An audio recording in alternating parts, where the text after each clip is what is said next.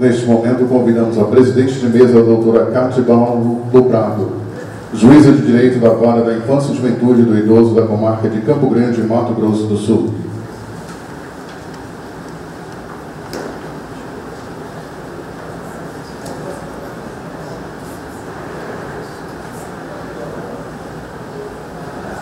Convidamos neste momento a debatedora doutora Kelly Gaspar Duarte Neves, juíza de direito da Vara Civil e Criminal da comarca de Deodápolis, Mato Grosso do Sul.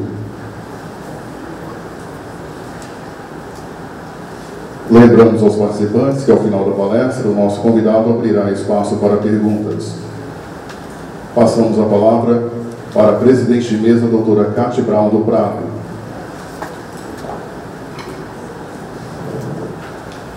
Bom dia a todos os colegas e apaixonados pela infância e juventude que estão dedicando esses 2 dias para aprendermos sobre a experiência do depoimento sem dano.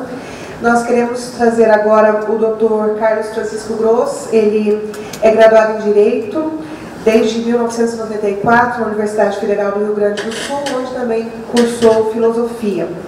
Em janeiro de 1996, ele tomou posse como juiz de direito do Estado do Rio Grande do Sul, tendo atuado nas comarcas de Sarandi, Portão, São Jerônimo, Sapucaia do Sul e Porto Alegre, sempre com competências relacionadas à infância e juventude. Atualmente ele é titular da 9ª Vara Criminal, a Vara dos Crimes Ambientais e Falimentares do Foro Central de Porto Alegre, que é a primeira do Estado do Rio Grande do Sul a ter competência especializada para crimes sexuais contra a infância e juventude. Ele foi professor das faculdades de Direito da Universidade de Passo Fundo, Faculdades Ritter dos Reis e Faculdade São Judas Tadeu. Atualmente leciona nos cursos presenciais e à distância de preparação para a magistratura da AJURES, nas disciplinas de crime de leis especiais, inclusive os crimes contra crianças e adolescentes. Também se dedica ao ensino de xadrez para adolescentes em conflito com a lei internados. É com muita alegria que te recebemos, Dr. Carlos, e estamos ansiosos por ouvir a sua experiência, na verdade, sobre a experiência do depoimento sem dano no Estado do Rio Grande do Sul. E passamos a palavra com um caloroso abraço sul-mato-grossense. O senhor quer ir lá?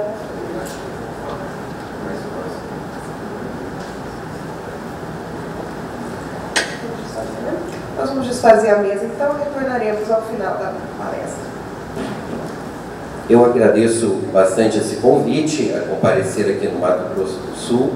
Fico muito alegre de ver o ambiente propício à infância e juventude que se desenvolve aqui no Estado. Talvez, inclusive, superior ao que nós temos até no próprio Rio Grande do Sul. Um amigo nosso, juiz da infância e juventude, nos contava que ele, enfim, votado em uma vara da infância e juventude, foi instado por um desembargador, mas que pena você, um juiz tão bom, trabalhando na infância e juventude, né? Que desperdício, dizia esse desembargador. A gente nota um clima aqui bem favorável ao trabalho na área da infância. Saudamos aqui a desembargadora Maria Berenice, em nome de todos os colegas que se fazem presentes, os promotores, defensores públicos, que também comparecem aqui para conhecer, ou pelo menos ver essa experiência do depoimento sem dano no Estado do Rio Grande do Sul. Eu gostaria de iniciar essa nossa apresentação com um vídeo, é o segundo vídeo que eu passei para vocês, de algumas, não é PowerPoint, é um vídeo que eu passei para o pessoal sobre más práticas relacionadas à inquirição de crianças e adolescentes. A gente poderia passar esse vídeo? Eu te mostrava aquela foto da página 33, acho que é a tua foto que ela está sem sutiã. Quem é que bateu aquela foto? Olha. Tu tem certeza disso? Uhum. Qual era a intenção dele para ter aquela foto, o objetivo dele? Ele pegou e disse que ia botar a foto para mostrar para ele o que eu tinha. O que sentiu em função dessa foto aliciada, tu não sabe o que é aliciada? Tu disse para nós aqui que tu ganhou umas calcinhas dele, né? E depois que tu ganhou essas calcinhas, tu se viu indo lá no Face? Uhum. E tu recebia dinheiro dele também, ele te dava dinheiro? Sim, já está. Tu usava, de certo modo, esse encantamento que ele tinha por ti para pegar o dinheiro dele? Tu vi cada vez que tu fala do dinheiro. Tu, de certa forma, tu te insinuava para ele, para tirar o dinheiro, para ver o Face? Não? E por que tu ria quando tu falava do dinheiro? O sucesso que o Gabriel fazia programa e sexo com qualquer um. Você confia nisso? Com vários rapazes.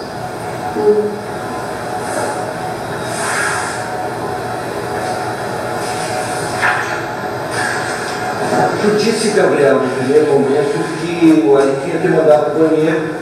E que depois tu veio do banheiro e tirou a foto escondida. Não, assim, eu estava no banheiro e daí eu espiei e tirei a foto. Sem mãe saber. Não, mas eu não sei se ele viu. Tu disse que ele te mandou tirar foto? Não. As outras fotos ele mandou tirar. Eu fui pro banheiro, ele mandou... Qual as outras fotos? A da Laura. Tu disse que aquela foto ali é da Laura? Então, Tá. Aquela foto que está ali, tu tirou com o Ali sabendo ou sem ele saber que tinha tirado? eu acho que não sei, não me lembro. Daí eu saí do banheiro assim, tirei aquela foto. Tu não sabe se ele te mandou. Não, eu não sei. Mas tu disse agora há pouco que ele tinha te mandado tirar as Não, fotos. ele disse agora que não sabe se viu. Há quanto tempo? Nem sei. Tu disse agora há pouco, fazia bem pouco tempo. O quê? E eu aqui. Eu falei que fazia pouco tempo. Isso. Então, Me diz uma coisa, fora aquela foto ali, tu viu lá na casa do Ali outras fotos? não me lembro. Fora aquela que tu tirou, tu não viu outras fotos? Vi aquelas outras que dali. Fora da Samara, Da Lutina. aquela ali tu viu. Era Lutina. Qual era o objetivo que o Ali tinha para te mostrar aquelas fotos? Porque ele queria coisa com a gente. Contigo? E com a Laura. Hã? E comigo e com a Laura.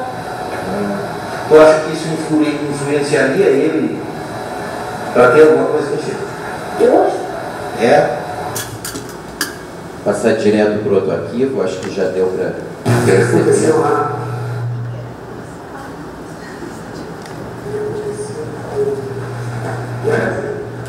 Eu vou você passando. Eu preciso saber. O que eu amo? Eu quero. Eu quero contar. Porque te machuca muito. O som é ruim mesmo. Giovana, falei pra ti. Da música. A gente só te chamou aqui pra conversar, porque precisa ir com a tua história pra Vamos parar por aí. pra ver o que vai fazer com ele, né? Porque ele não pode fazer uma coisa que tu não que é ruim pra ti.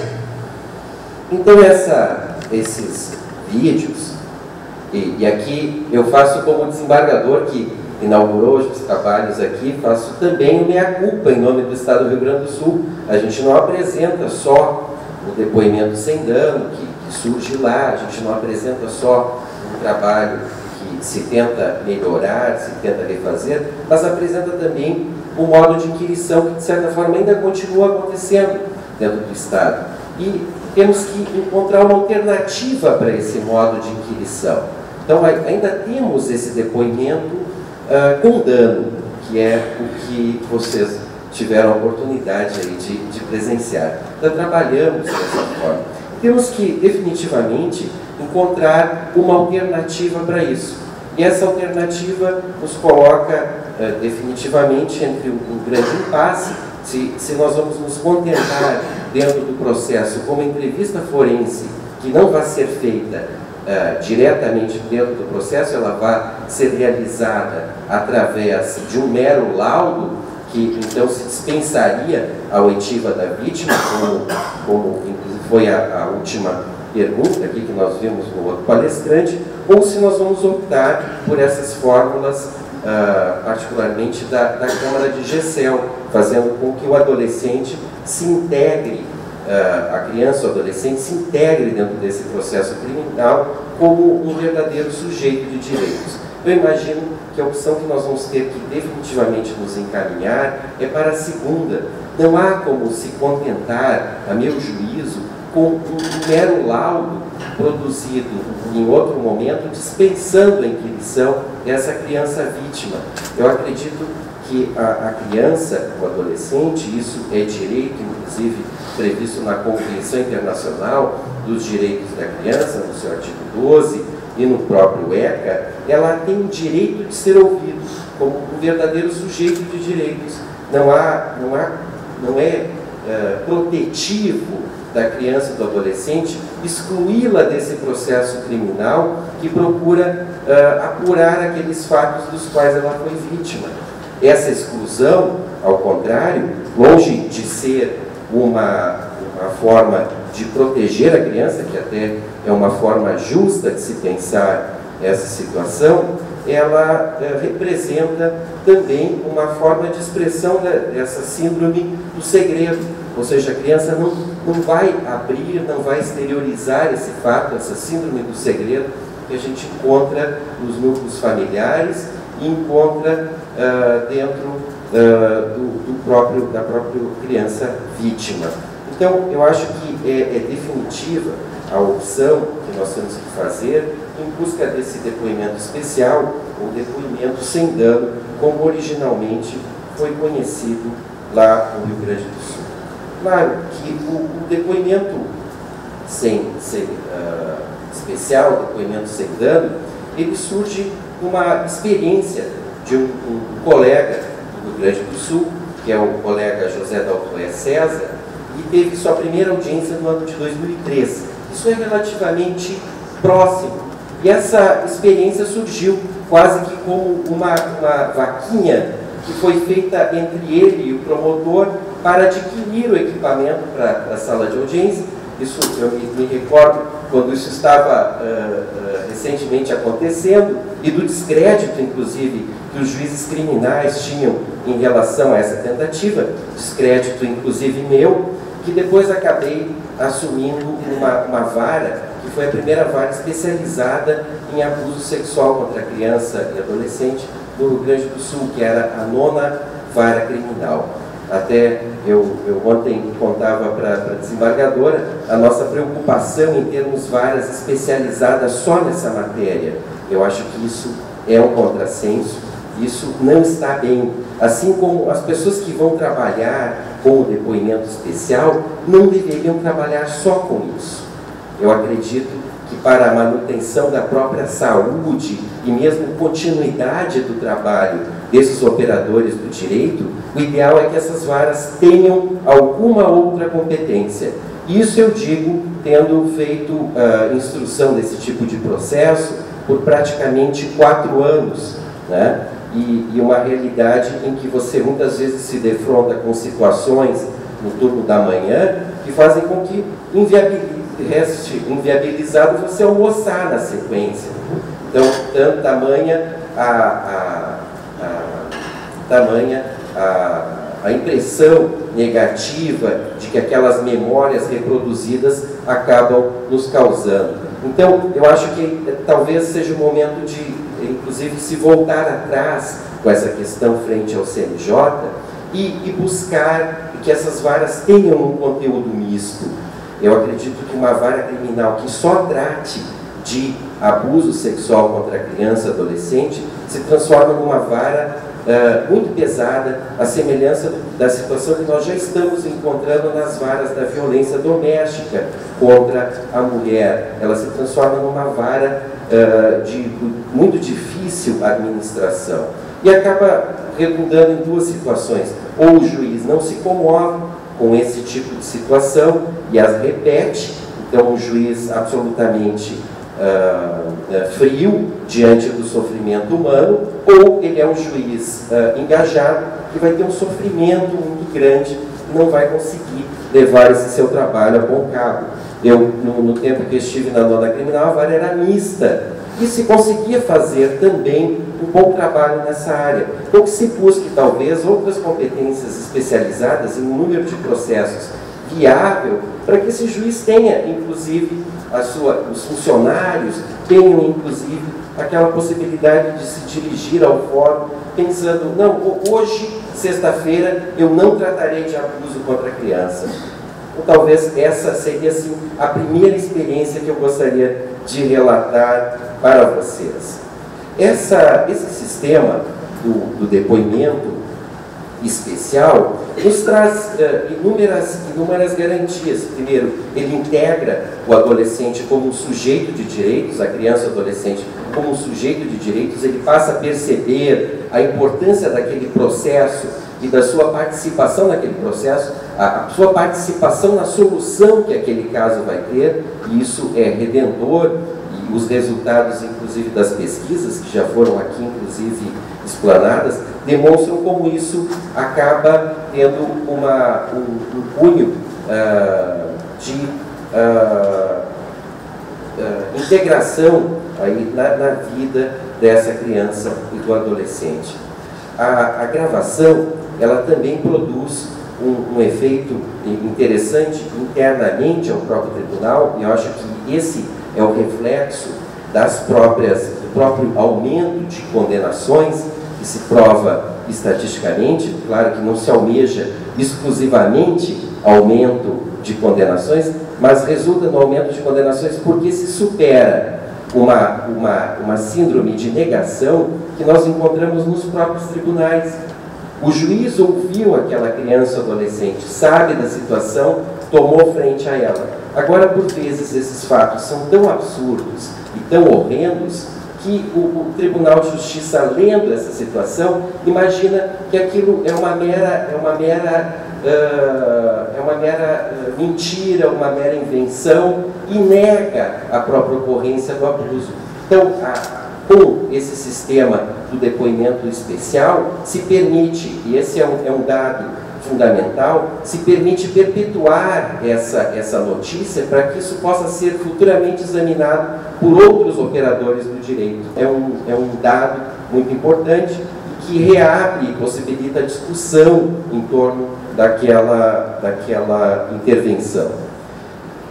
A gravação, ela possibilita esse reexame, reduz e representa um registro rigoroso aí do que vai acontecer. Mas, nesse sistema, também garante vários outros aspectos acidentais. Por exemplo, com a inquirição fora do local da sala de audiência, se possibilita o afastamento da criança e do adolescente abusado ou violado do próprio agressor, que por vezes se faz presente na porta do foro, no corredor do foro, na porta da sala de audiência ou até na própria sala de audiência. Esse afastamento é garantido pelo próprio sistema, que depois eu vou tentar aqui descrever brevemente para os colegas, particularmente os que não participam desse curso de formação. Outra vantagem do sistema é que ele permite que essa criança ou adolescente não presencie discussões ou perguntas inapropriadas dentro da própria sala de audiência. Há um filtro de toda essa situação e as perguntas podem se tornar muito inapropriadas. Talvez um dos últimos depoimentos sem dano que eu fiz, nós fizemos direto, porque o adolescente já tinha 16 anos. Era um caso que até redundou em abolício criminis, porque era aquela situação de efebofobia. Era um adolescente em dúvida quanto à sua sexualidade que acabou procurando um padre lá em Porto Alegre e acabou buscando aconselhamento. Esse padre, percebendo que o adolescente tinha uma tendência homossexual, ele tratou de abusar sexualmente dele. Aí eu estava ouvindo aquele rapaz com todo o cuidado, com toda a atenção assim, à sua situação propícia, e nisso chega atrasado um promotor substituto lá na vara, chega atrasado, se atravessa na audiência, indaga se, daí era a hora das perguntas do promotor, eu passo a palavra para ele, ele pergunta, mas você gostou ou não gostou? E assim se encerra o depoimento, eu intervenho ali, e essa insensibilidade às vezes é tolhida, ela não há uma forma do juiz impedir essa insensibilidade se isso não for em um ambiente adequado, um ambiente separado, onde essa criança ou adolescente vai tomar o seu depoimento.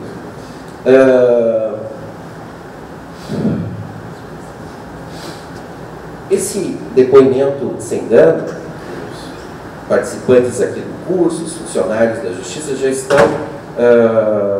cansados até já de ouvir essa metodologia, já estão acompanhando a formação, mas talvez a nossa intervenção aqui venha mais direcionada aos colegas e aos outros operadores do direito que hoje compartilham aqui, talvez pela primeira vez, essa experiência conosco. E esse depoimento sem dano, ele vai se dar em 3 momentos específicos.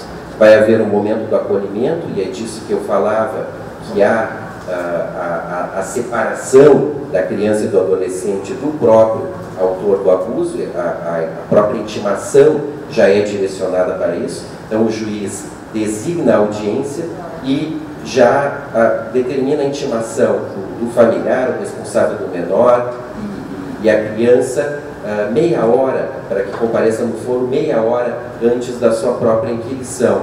E ali, nesse acolhimento, o técnico responsável por fazer essa intermediação vai conversar com a criança ou adolescente e vai orientá-la do que vai acontecer e de como será todo esse procedimento, resguardando sempre aquela figura e resguardando sempre a ideia de que esse adolescente também é um sujeito de direitos. Ele tem que saber, isso não é um teatro que ele está participando, e isso não é uma situação que escapa ao seu próprio controle. O adolescente deve sentir que ele é partícipe dessa audiência que está acontecendo, e seria muito interessante, nesse momento, que inclusive os técnicos, se fosse necessário, possível, e daí é importante o entrosamento entre os técnicos do depoimento sem dano ou do depoimento especial e o juiz, que houvesse uma breve apresentação,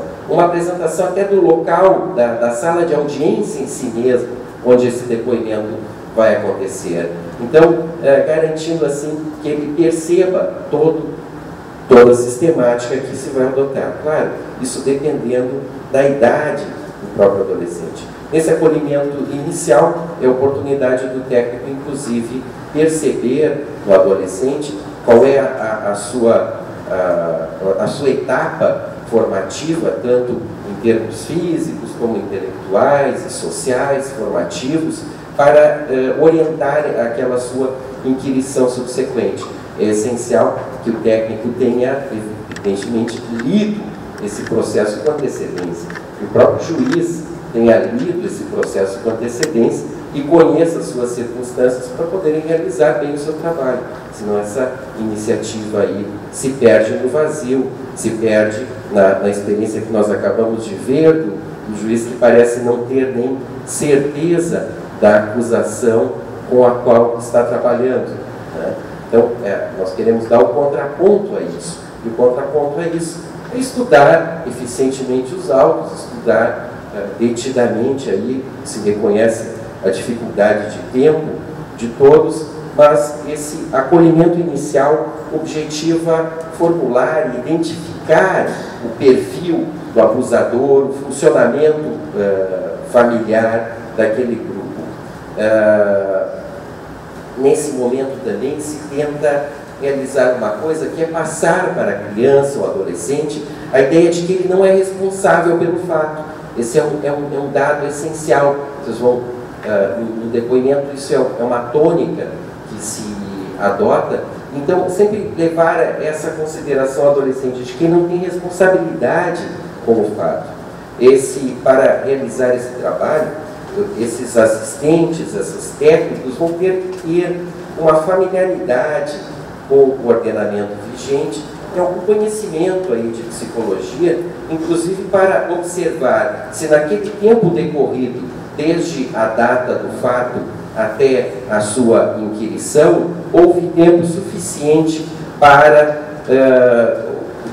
que o tempo, não tempo suficiente, mas se esse tempo decorrido permitiria essa memória da criança. Também identificar na idade daquele adolescente, ou o seu próprio desenvolvimento, as suas peculiaridades, se há possibilidade de que esse depoimento seja válido, ou se essa lembrança seja veraz. Claro que a forma do depoimento sem dano, ele acaba se direcionando para uma busca de responsabilidade criminal. E talvez seja a única forma, em muitos desses delitos hábeis, de se obter uma responsabilidade criminal do abusador. Mas o depoimento sem dano também pode se revelar um momento de estabelecimento da própria inocência do réu.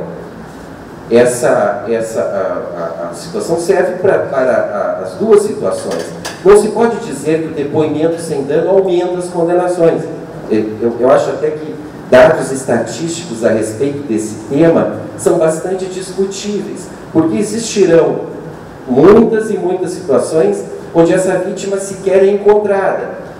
Então, não fazer uma correlação necessária entre a tomada do depoimento e uma condenação efetiva demonstra uma inadequação.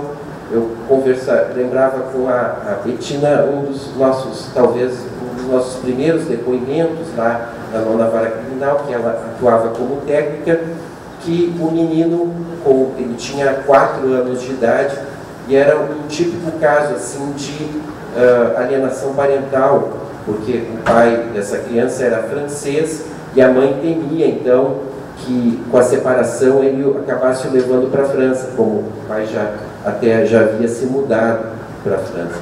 Então, nesse caso típico de alienação, uma criança que nos pareceu visivelmente instruída, porque quando ela foi ser inquirida, a Betina perguntou: o que você veio nos relatar aqui, procurando não ser, fazer um depoimento aberto, né, que é o conveniente se tratando de depoimento sem dano. E a criança disse: não, eu vim relatar que eu fui vítima de pedofilia. A Betina pergunta: mas o que é pedofilia? Ela diz: não sei. Eu só sei que eu fui vítima de pedofilia. Então, também uma linguagem imprópria dessa criança ali, o seu próprio estágio de desenvolvimento, que denuncia uma criação em cima dessa sua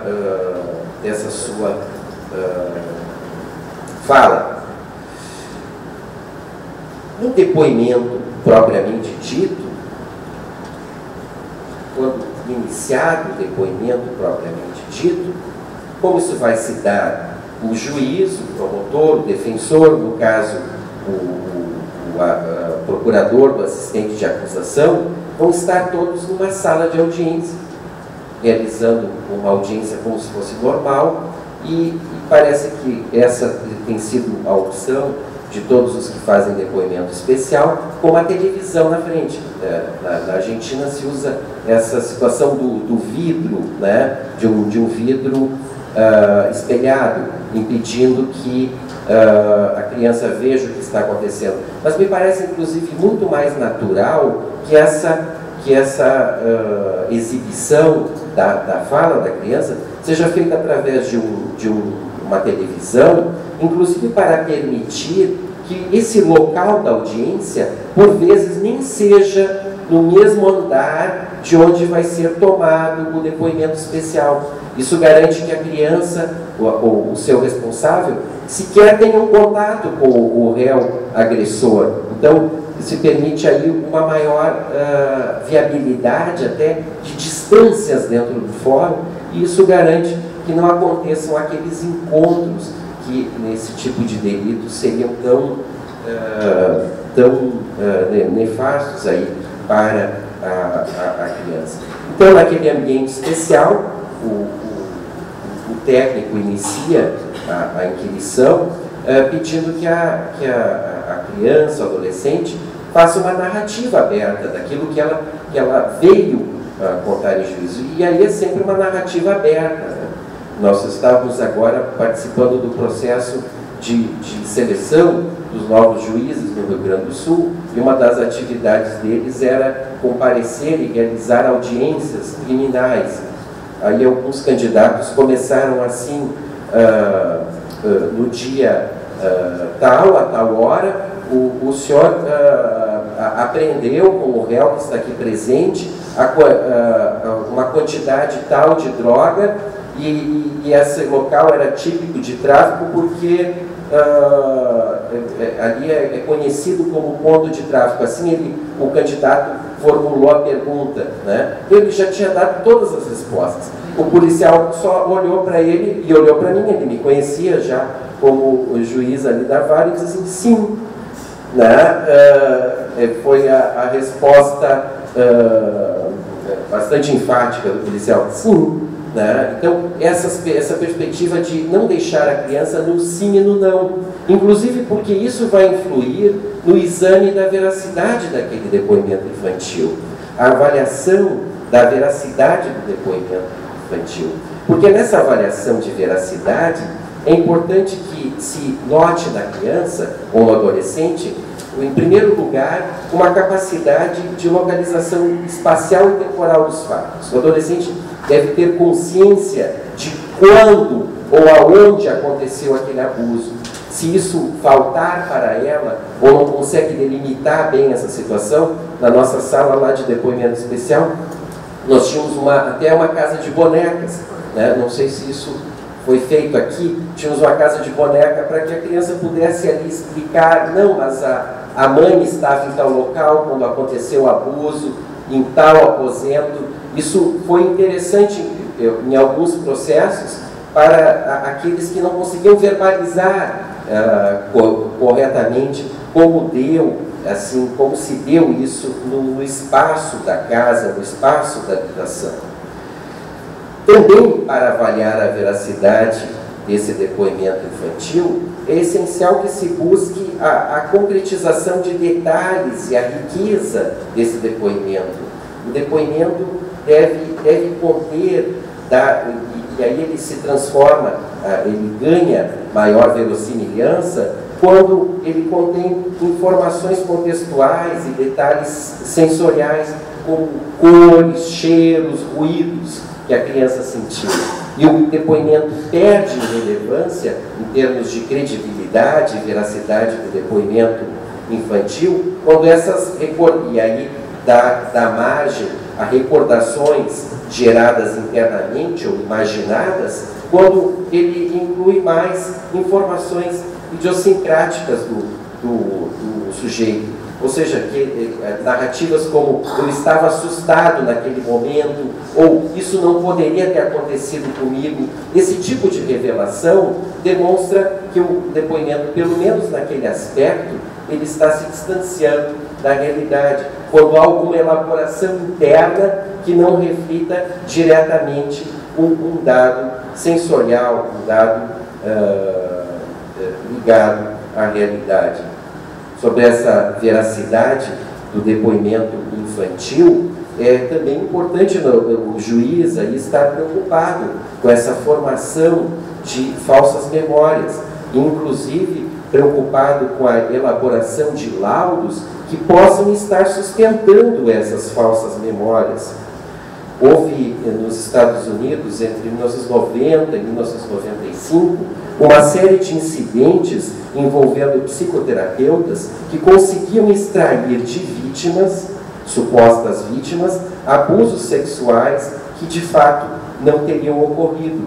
Um caso famoso a respeito disso foi o caso Rutherford, onde um ministro de igreja com conhecimento em psiquiatria, teria conseguido sugerir e incutir em uma moça de 22 anos que ela havia sido estuprada sucessivas vezes pelo seu pai, também ministro de igreja, e que esses fatos estavam, quando aconteciam, ela era inclusive segurada pela mãe para que o pai a estuprasse. E que, em razão desses sucessivos estupros, ela restou grávida por 2 vezes e foi obrigada pelo pai a abortar, vejam a riqueza de detalhes, a abortar utilizando uma agulha de tricô. Todos esses dados foram compilados e lançada a acusação. Esse ministro, inclusive, renunciou à função que ele ocupava na comunidade, e depois, em perícia médica, se constatou que essa pessoa nunca era virgem. Essa senhora era virgem, não haveria nenhuma possibilidade dela ter tido conjunção carnal, não se tratava sequer de uma figura de mãe complacente, nada do gênero, de ter engravidado e de ter sequer abortado, não havia o menor indício dessa situação. Então, falsas lembranças, falsas memórias implantadas, que reforçam, inclusive, a necessidade de que o juiz e os operadores do direito se apropriem da própria informação dada pela criança para a tomada das suas conclusões em torno da efetiva ocorrência do abuso sexual. Porque se ele é efetivamente grave, a gravidade se supera, particularmente quando há essa gravidade se supera quando há uma condenação falsa a respeito desse delito. Na terceira fase do depoimento especial, ou depoimento sem dano, no terceiro momento desse depoimento especial, o depoimento sem dano, vai haver, enfim, depois do relato da vítima, aí vai se abrir as perguntas, e nesse momento nós não haveria, eu sinto que não haveria uma possibilidade de se fazer perguntas diretamente para a técnica, e teria que haver a intermediação do juiz, porque o técnico estará em uma sala apartada tentando segurar aquela situação, manter inclusive o interesse daquela criança ou adolescente, tentando mantê-la focada no objeto daquela audiência, e na sala, e se ela esse técnico começa a receber informações desencontradas, como perguntas indeferidas ou deferidas parcialmente, a coisa vai se tornar bastante complicado de lidar com essas diversas informações. Então é realmente imprescindível aí que essa inquirição se dê por intermédio do juiz e que ele tenha, então, o domínio do ponto e aí repasse as perguntas para o técnico encarregado da inquirição.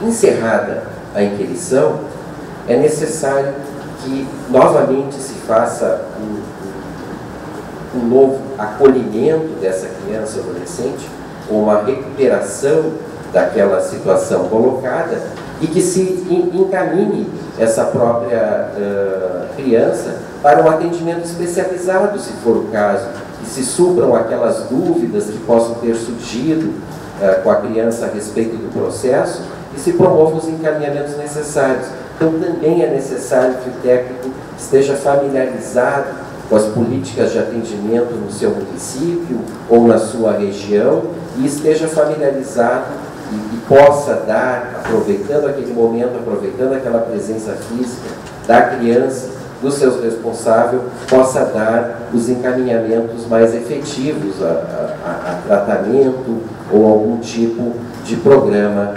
social, programa de atendimento da criança ou adolescente. Eu já estou aqui abusando aí dos senhores, abusando não, exagerando aqui no tempo, né? Então,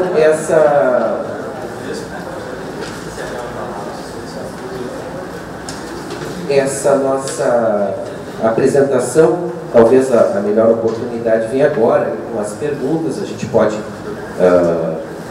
contar um pouco mais da experiência lá do Rio Grande do Sul, os senhores, e estamos à disposição. Muito obrigado.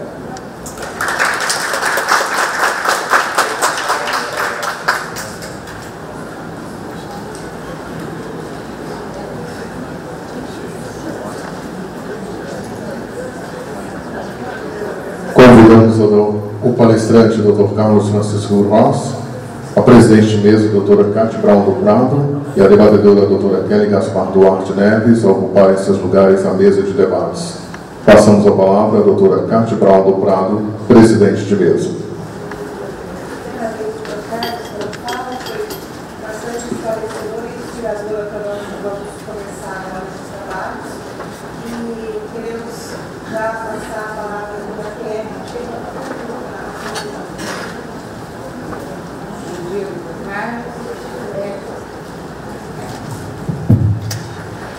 Para a gente, como diz a doutora Cátia, né, a gente está iniciando, mas na verdade no interior, como é o meu caso, nós não teremos, né, essa equipe, essa sala especial como vai ser inaugurado aqui em Campo Grande.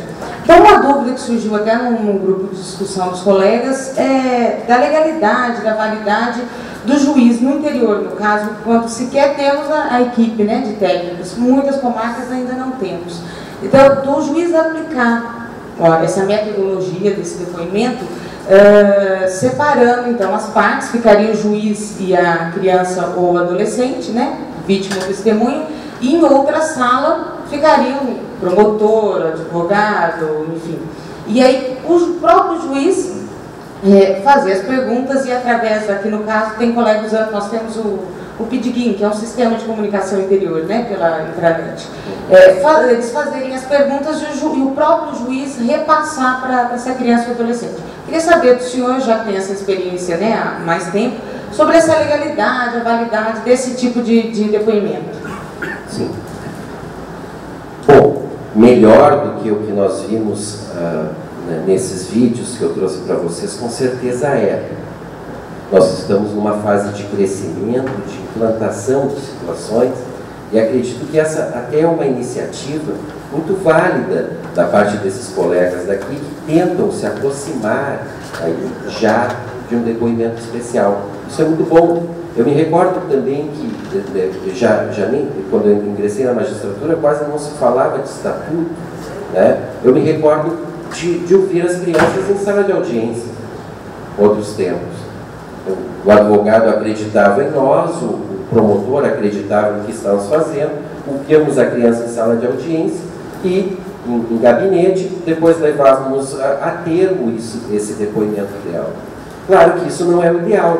O ideal é que esse juiz se mantenha isento dessa criança que é parte do processo.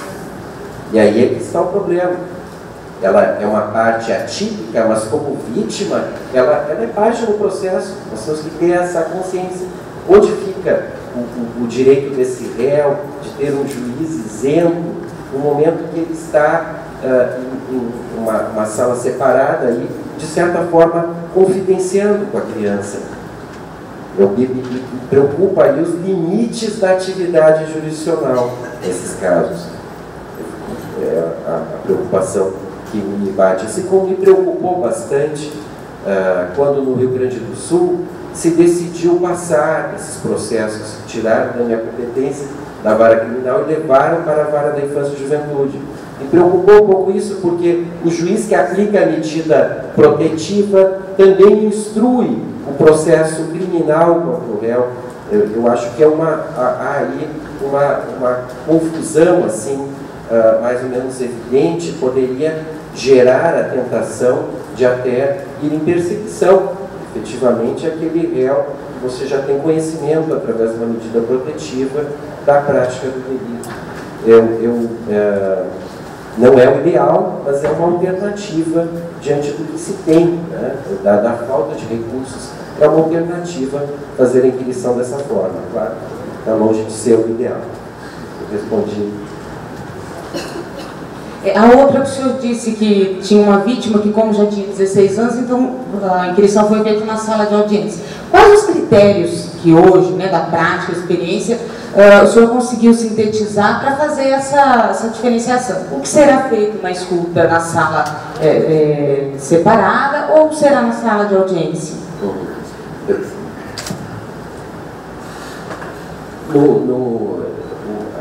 A nossa sensibilidade até daquilo que aconteceu no processo.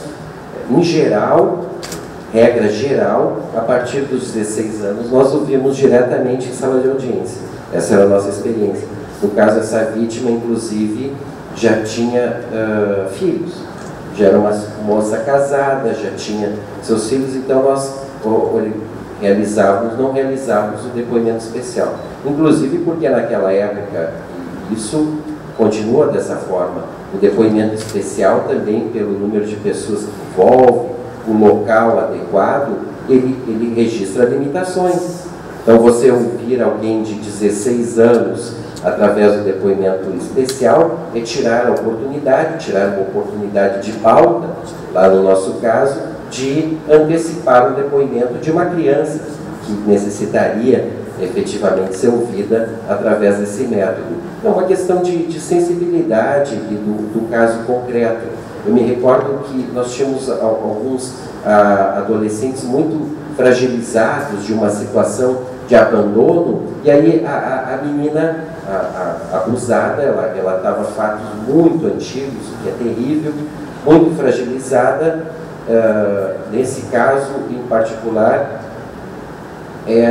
nós optamos pelo depoimento sem dano, e era um caso de abusos sucessivos. Então, o pai havia abusado da filha e nasceu uma filha dessa relação. Então, ele era pai e avô da criança ao mesmo tempo. E aí, ele abusou dessa segunda criança, que aí teve ainda uma outra filha. Então, chegou a nós o processo na terceira criança. Então, já não havia uma síndrome de segredo ali naquele ambiente familiar, que já não tinha a menor condição assim, de ouvir de uma forma tranquila. Então, essas até maiores, vítimas maiores, que se interpunham aí no meio, fatos prescritos ou não denunciados, ou sequer apurados na época, acabaram sendo ouvidos através de depoimento sem dano. Caso um pouco sugere. Em razão de nós termos extrapolado o horário já, vamos encerrar os debates e prosseguiremos à tarde com o nosso treinamento e o pessoal do cerimonial vai recolher eventual pergunta que os senhores tenham para que nós possamos encaminhar ao Dr. Carlos para que ele nos responda depois. E encerrando, eu quero agradecer. Por e-mail, nós vamos encaminhar o e-mail, isso mesmo. Nós vamos agradecer ao Dr. Carlos a sua vinda a Mato Grosso do Sul para compartilhar conosco a sua experiência e passando a sua mão o certificado de participação. Também, doutora Kelly, obrigada por ter colaborado com a EJUDE nesse momento e nos ajudado aí com os debates. Então, senhores, muito obrigada e assim encerramos os trabalhos dessa mesa nessa noite.